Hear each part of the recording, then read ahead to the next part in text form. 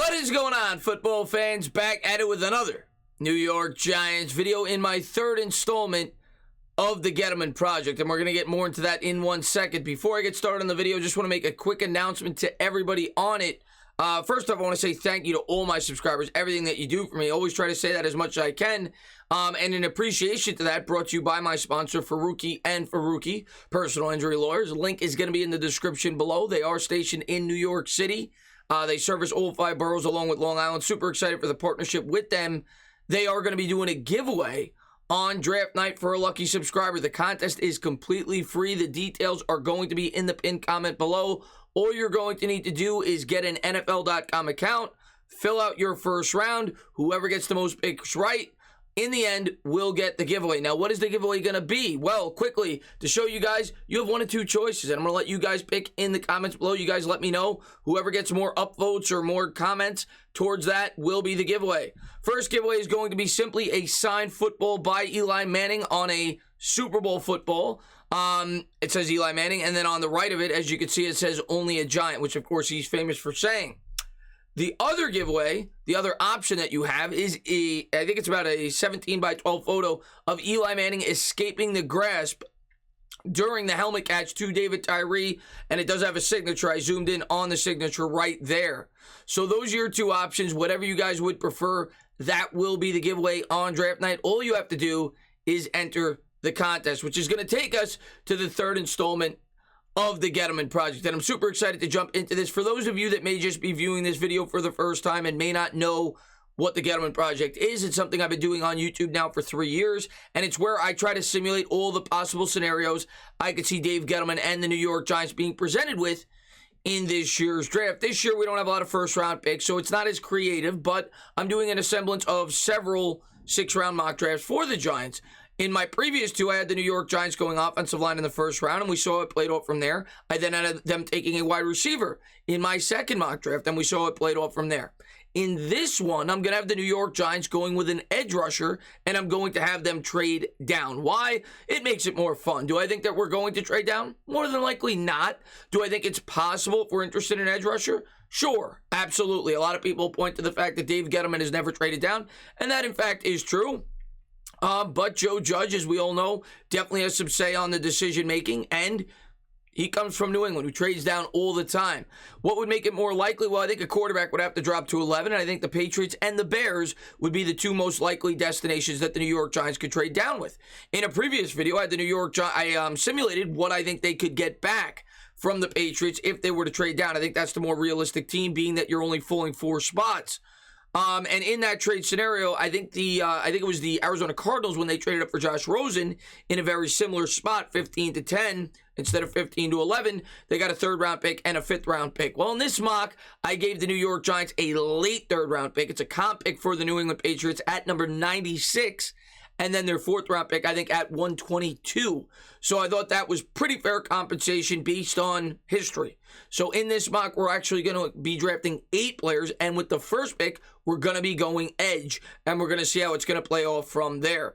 Now, with my 1st overall selection, or 15th overall selection, but 1st round pick for the New York Giants, it should be no surprise to any of you. I have said now that I've done a lot more research, I've read the rumors, I've looked at schematic fit.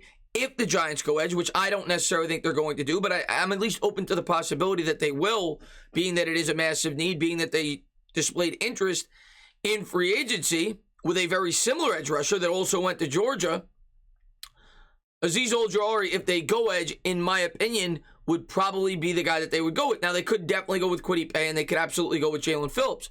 But I'm going to have them going with Azeez Ojulari out of Georgia after trading down to number 15 overall. Ojulari stands at 6'3", 240 pounds. Fits this scheme, like I said, very well. His former head recruiter was Kevin Sherr, the linebacker coach for the New York Giants. He's versatile. He can play back in coverage. He can come off the edge. Not the best of run defenders, but he's okay in some of the film that I've watched. He does have a pretty good outside pass rushing moves with the club. He's able to get around that, the tackle pretty easily and pretty frequently. Came back, played for Georgia this year, had 8.5 sacks. And to me, he's an impressive athlete. He had a very strong pro day. Most people feel like going in his rookie year, he will be a rotational pass rusher. He's going to be used, as a guy that just comes in pass rushing situations. Don't expect him to be out there on an every down basis. That is what he would be if the New York Giants decided to draft him, but we all know that the Giants desperately need talent at that position. Of course, right now you have O'Shane Ximines, Lorenzo Carter. We don't have much else. Carter's coming off the injury. We don't know what we got there. He, of course, is from Georgia as well. So we're going to have the Giants taking Azeez Ojulari here. And in the second round, you know, I was going to go offensive line, and I've gone offensive line before. I just want to give you guys different looks of where the New York Giants could be looking with different positions. If it was up to me after this, I'm more than likely doing the same thing I did in the last mock draft, and I'm going Wyatt Davis. Now, is it possible if a wide receiver were to fall to the second round, would I be interested? Sure. If he blows me away, and in this mock, I had Davis off the board. I had a couple of interior offensive linemen off the board, and I had to wait until round 3. So to spice it up a bit, I decided to go with a wide receiver in the second round in Kadarius Toney. Don't, believe me, we're going to be going offensive line heavy with the next 2 picks, but we go with Kadarius Toney here at number 42 overall. Kadarius Toney brings versatility to an offense. Make no mistake about it. He had almost 600 yards rushing out of Florida. He was used in sub packages. A lot of people compare him to Percy Harvin, who is a very good talent. I believe he went to Florida as well. Got hurt a lot in the NFL, but was a very good dual threat for the Seahawks. That's the player comp for Kadarius Toney. He is a mismatch nightmare. The guy's actually a very good route runner. I've seen some great clips about him. Definitely check him out. Very hard to guard one-on-one, and would definitely bring a different element. We talk about wide receivers that the New York Giants need to be able to create separation. Well, that is what Kadarius Toney would be able to bring. He stands at about 6 foot, 193 pounds. Like I said, he's a nightmare to cover one-on-one. Great route runner. And yes, he reminds me a lot of Percy Harvin. And yeah, the one thing where he really stood out on his pro day, when I looked at these numbers, one, he ran a 4.3940, which is impressive in its own right. Granted, it's pro days. It's not combine times. His broad jump, he jumped 11 feet 4 inches. To put that in perspective, the average over the history of the combine for a wide receiver is 10 foot 2 inches. He blew that out of the water. So he's definitely a guy that could translate, hopefully, to the NFL if the New York Giants decide to draft him. Maybe he could help a little bit in special teams, and I think he'd bring a different element to this wide receiving core.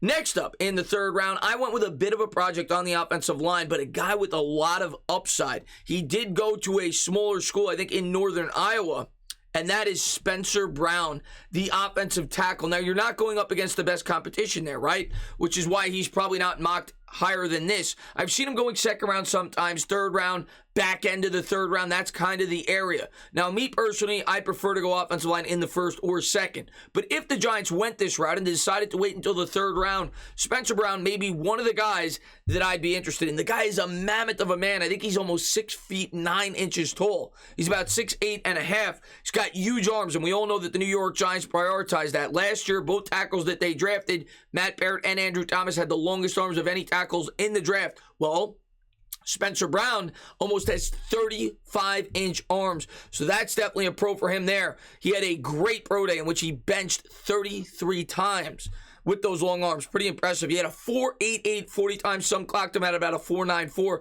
but regardless, for an offensive lineman that is 6'9", almost 311 pounds, that's pretty damn impressive. He's a former tight end that converted to the offensive line. I think he played right tackle at Northern Iowa while he was there. He also looked great in the position drills and impressed at the Senior Bowl. He struggled a bit at the beginning, but they said he impressed as it went along, and we all know that the New York Giants prioritized that. He also, in addition to that, had a three-cone drill of 6.96.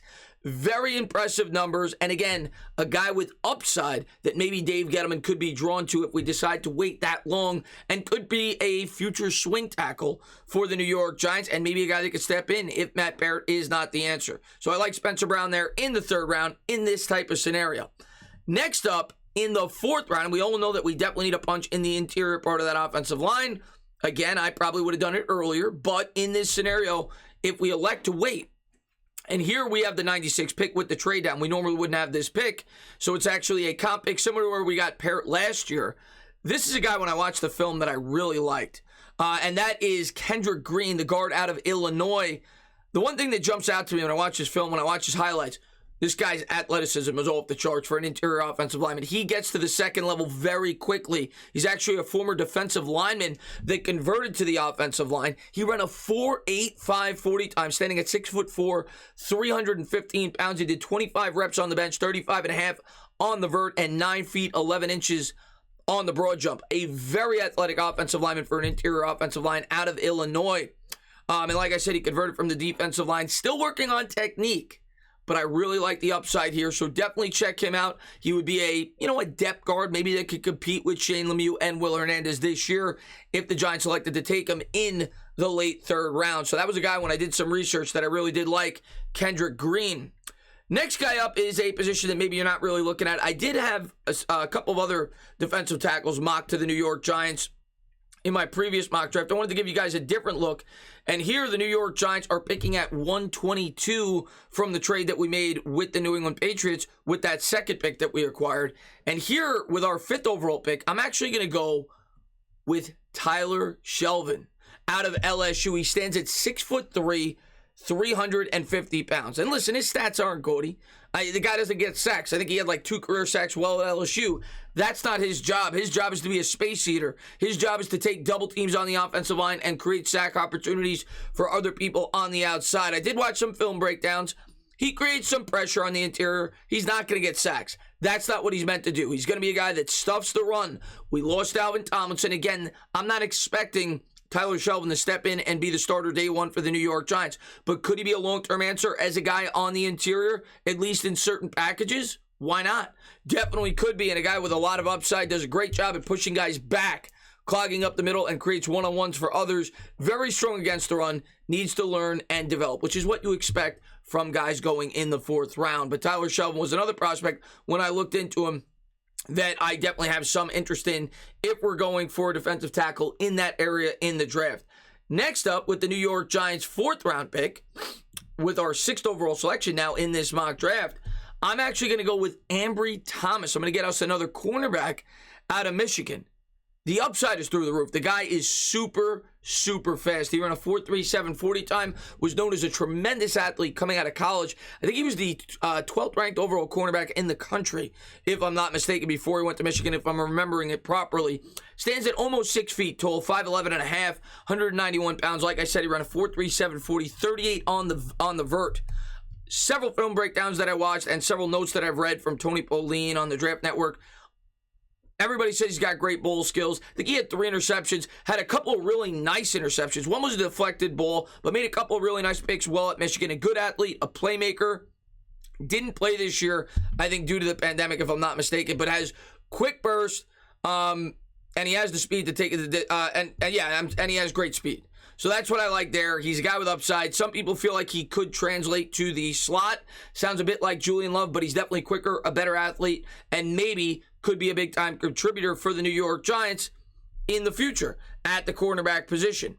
Now we got 2 picks in the 6th round. I still haven't taken a running back. I wanted to give you guys a different look at the running back spot. Haven't seen a lot of people bring him up.